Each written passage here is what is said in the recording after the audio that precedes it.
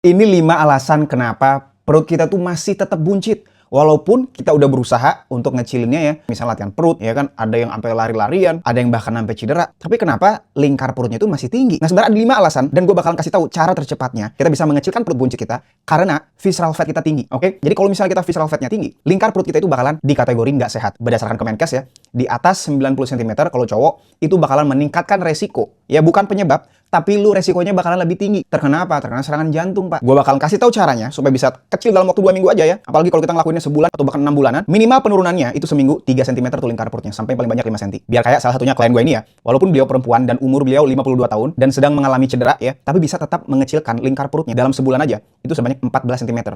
Dan berat badannya turun 8 kg. Ya, teman-teman bisa lihat before and afternya. Ataupun satu lagi turun sebanyak 19 cm lingkar perutnya.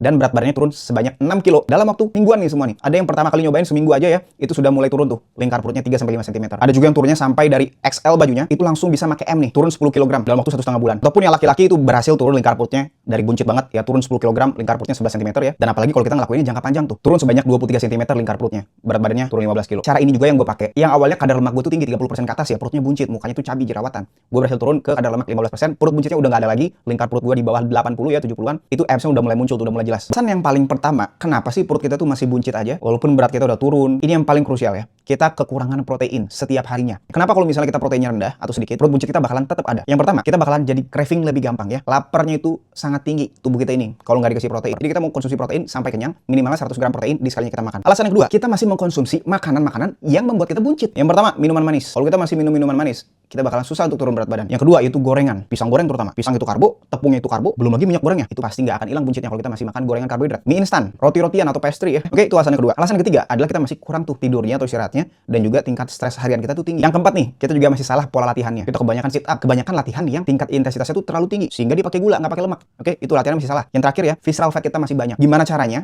kita ngecilin perutnya? Kita langsung bahas yang pertama ya. Kita mau sarapan kita ya, yaitu adalah proteinnya langsung tinggi. Jadi kita mulai makan telur, makan daging ya, misalnya pagi-pagi makan ayam, ikan, udang gitu. Kalau misalnya non muslim makan babi, itu bakalan efektif banget untuk ngebikin metabolisme kita tinggi. Karena buat teman-teman yang nggak tahu, kalau kita mengkonsumsi protein, itu beda respon badan kita dibanding kita kalau konsumsi karbo sama lemak. Di 3 hari pertama, itu kita perutnya nggak akan begah lagi. Cara yang kedua, kita mau berhenti dulu sementara mengkonsumsi makanan-makanan yang ngebikin buncit tadi, yang ngebikin apa perutnya kembung bergas. Nanti kalau kita udah ideal, baru kita perkenalkan lagi sekali-sekali makanan itu. Nah, cara yang ketiga, kita mau meningkatkan tingkat aktivitas harian kita ya dengan jalan kaki. Nah, cara yang keempat, kita juga mau menaikkan metabolisme tubuh kita dengan ngelakuin latihan beban 3-5 kali seminggu. Nah, yang terakhir, kita juga wajib untuk tidur yang cukup, minimal 7-8 jam. Karena kalau tidur yang cukup, fungsi organ kita bakalan maksimal semuanya ya. Metabolisme kita juga bakalan semakin meningkat. Itu bakalan jadi mesin pembakar lemak, terutama lemak visceral yang nggak sehat. Jadi badan kita otomatis jadi kebalikannya, jadi semakin sehat. Nah, kalau misalnya teman-teman nih butuh bantuan mentoring langsung dari gua, mau cepat turunnya dan dijamin turun, teman-teman bisa langsung daftar aja di link di deskripsi ataupun di link di kolom komentar.